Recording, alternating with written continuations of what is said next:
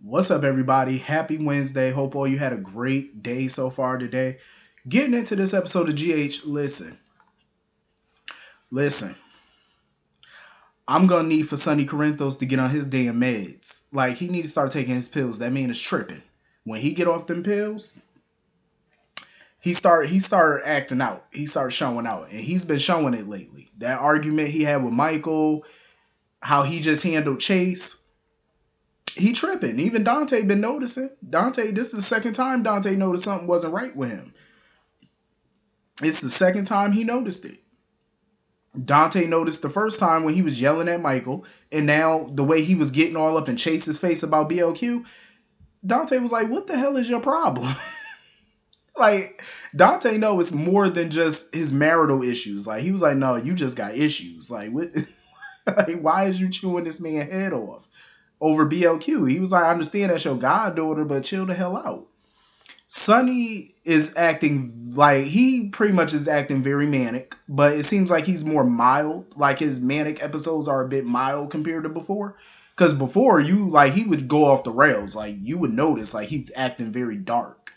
Now it's just like he's showing like little symptoms of being off his meds, but it's not wild right now. Like it's not crazy. Like he ain't holding nobody over no banister type of stuff. But if he keeps it up, it might happen. I mean, the way he acting, it's like it's gradually he's getting erratic. Gradually he's getting more manic. Um, and it's like he wants what he wants right now. He's upset that Carly's not coming home. She don't see that he wants her and only her. I'm like, you cannot force that woman to come home right now. And he keeps wanting to bring up the whole Jason situation. And I'm glad Dante told him, like, yeah, she got feelings for Jason, but it's very different from your situation with Nina, which is so true because it is. It's very different. Very different. For one, they immediately told him everything. They didn't try to hide it from him. They told him. They told him. Um, and they shut it down. Whatever feelings they had for each other, whatever plans they were making, they shut it down. She chose him. And another big difference is Jason's not here. Jason never interfered in their marriage. Nina is here. You know what I'm saying? That's the big difference. He's around Nina. Even alone, he's around her. And that's a hell to the no. After everything she's done, Carly just can't wrap her head around, like, why is you defending this woman every time? Sonny has to realize that. I think I agree with Dante. Sonny just needs to give her a break. Trying to force her to come home and keep telling her, well, you need to come home. Every time they have a conversation, it ends in a damn argument. Every time Sonny and Carly have a convo, it ends with her storming out. So it's like, give that woman her space and just chillax. Um, so anyway, speaking of Carly, she was, having a talk with Sam. Sam came by and brought some beer. I said that was nice. I love the place that Sam and Carly have gotten to because trust, they have never really gotten along like that. But over the past couple years, they started getting more civil towards each other. So it's cool to see them actually nice to each other for a change. Um, Carly is definitely entitled to her emotions, to her feelings. But it's kind of crazy to me how she feels that the reason she's not going after Nina is because it'll paint Nina as the victim and her as the villain. When has that ever stopped Carly? Carly used to go after people even when they really were the victim and made herself look like the villain, and she didn't give a damn what nobody thought. Now, all of a sudden, I guess you consider that. I guess you can consider that growth. I guess a little bit of growth. And I get it, but now's not the time to have that growth. And I say that because Nina's ass is in the wrong, and Carly need to give her ass a beat down. Simple, beat her down. You know what I'm saying? Like, when is Carly ever worried about what other people had to say about her or what they thought about her? She ain't never give a damn. Not once. Not one iota. So why care now? Beat her down. Go get your revenge. Do what you gotta do. You know what I mean? Like, I agree with Sam. She's entitled to her feelings because she is. She shouldn't feel bad about, how she feel or whatever. Carly, like, her head is just all over the place with this marriage right now. You know what I'm saying? Like, I'm pretty sure a part of her do want to just go home and be with Sonny and forget about all this, but she can't do that. It's not that simple. So I get it. It's definitely not that easy or that simple. They gonna figure it out. They gonna figure it out. I mean, if she chooses to walk away from Sonny, I ain't gonna be mad at that. I don't want to see another Sonny Carly divorce, but I wouldn't be mad at it. Given the situation. But she do need to take time out for herself, just to get her mind right. There's nothing wrong with that. Sometimes you have to, you just gotta take a time out. And that's what she needs to do. Um, so anyway, moving on from that. Um, I don't know what's up with Marshall, but that man got a lot of secrets. He's a mystery to me. Like everything about him is just mysterious. You know what I'm saying? Like even this little cardiac episode that he just had at the restaurant, then they rushed him to the hospital. Even that's a mystery because the doctor is claiming, oh, it's just high blood pressure, and I'm gonna send him home and give him some meds, some medication or whatever, some medicine for it. And Epiphany was like, no. Epiphany was like, no, something ain't right. Even though she's not a doctor, she's worked in the medical field for a very long time as a head nurse. So she would know something is amiss with the medical practices of this doctor. And she was like, something ain't right. She was like, why are you not doing more tests on him? He had a cardiac episode. And attributing that to just high blood pressure, she said that don't make no sense. She said, nah, we gotta look into that. He was like, oh, I know what I'm doing. Okay, Dr. Howdy Doody, you may know what you're doing, but something still ain't right. That don't even make sense. Um, so when Curtis went to go see his father and stuff and asked him about the high blood pressure, here go Marshall. Leave it alone. That's his answer for every question Curtis got for him is leave it alone. Like, dog, how is he supposed to get to know you and y'all supposed to get to know each other and bond and try to be father and son if every time he asks you a damn question, leave it alone. Don't ask me about this. If I was Curtis, I would have just walked away and told him, listen, stay the hell away from me. I would have had to tell him, because listen, you ain't about to sit here and spoon feed me information like I'm some child. Like, you've been out of my life 40 damn years. You gonna tell me something? Like, I don't know who this man think he is. Like, he ain't got to explain himself to somebody. No.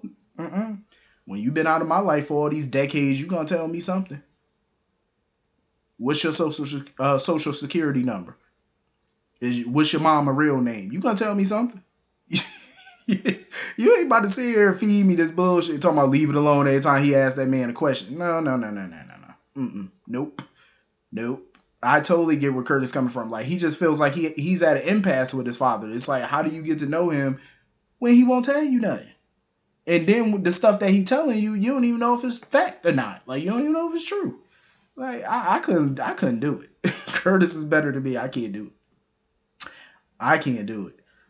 I cannot, cause you know me. I know how to. I listen. I know bullshit when I hear bullshit. When somebody try to feed me, my father did that a long time ago.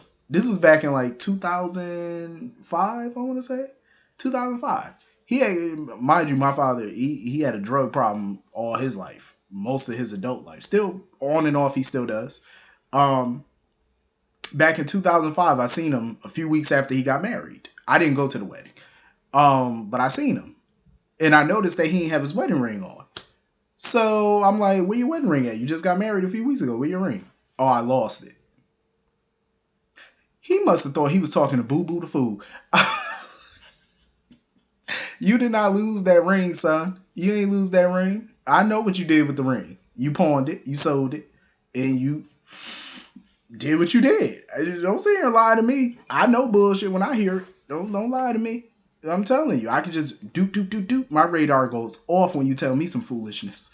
So yeah, it's like Curtis was asking him a legitimate question because he's like, listen, if you got a blood pressure problem in your family or it's hereditary, I need to know this. Leave it alone.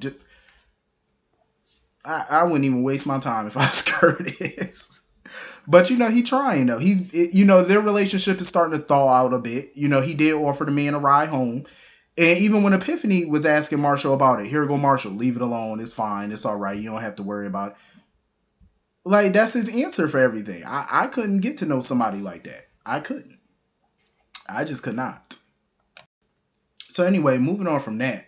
I felt bad for Alexis. I mean, I respect her choice not to be around, not to try to start a friendship with Harmony. I get it because she's doing it basically for Christina. Because Sean was like, oh, she had a hand in, hurting both of your daughters. I don't know what it is, but Alexis just don't give a damn about Sam.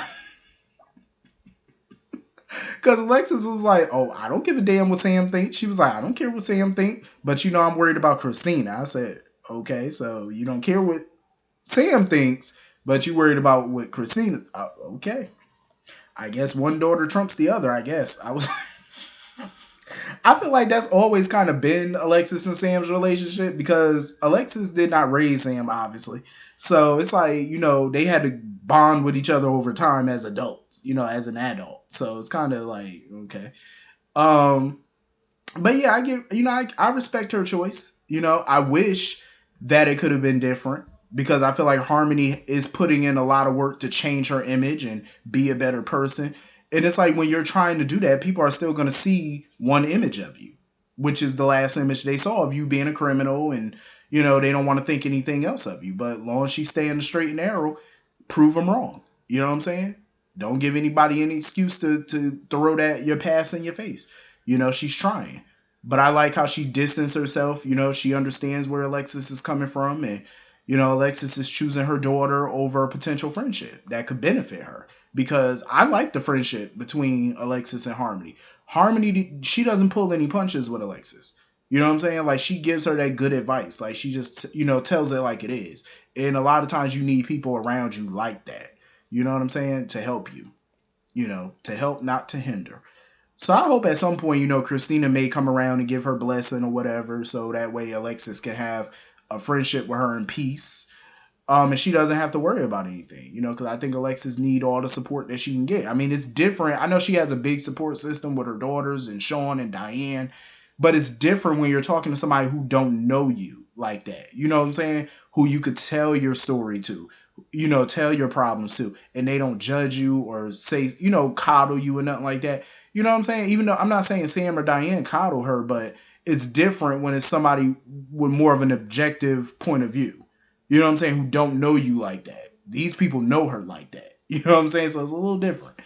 Um, but yeah, hopefully they can fix that or whatever, get on track. So anyway, moving on from that. Um, Cam and Jocelyn was trying to get it in. They done snuck into Jax's old place because they thought it was abandoned or whatever, after Jax left. They didn't know that BLQ and Chase were staying there. BLQ thought somebody was breaking in. This heifer done took a vase and bust Cameron over the head with it.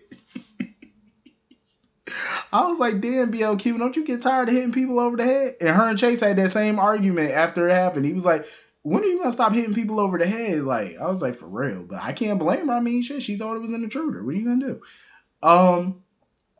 But Cam and all them, Cam and Josh had a blanket on the floor. I said, "Oh, y'all was trying to get it in. Y'all was trying to do the Humpty Dumpty." Okay, all right. And Elizabeth noticed. She peeped that. Elizabeth definitely peeped it when she got there, when she came to pick them up. And Josh was like, "Oh, I'm sorry, we didn't get a chance to do it." Listen, they need to go sit their little fast tail down. Now she talking about they gonna try to find some time to do it on the little weekend getaway that they were playing in the Sonny's cabin. I said, y'all gonna be doing a lot of things on that weekend trip, but ain't none of it gonna be good. Not if Esme got something to say about it. Because I feel like it's gonna be some trouble on that weekend. So anyway, it was funny because Elizabeth was asking Cameron, "Or are you and Jocelyn being safe?" He was like, "Mom, I'm going to bed." He didn't even want to talk about that. But I like how Elizabeth wasn't mad about it or nothing like that, because at the end of the day, he is 18.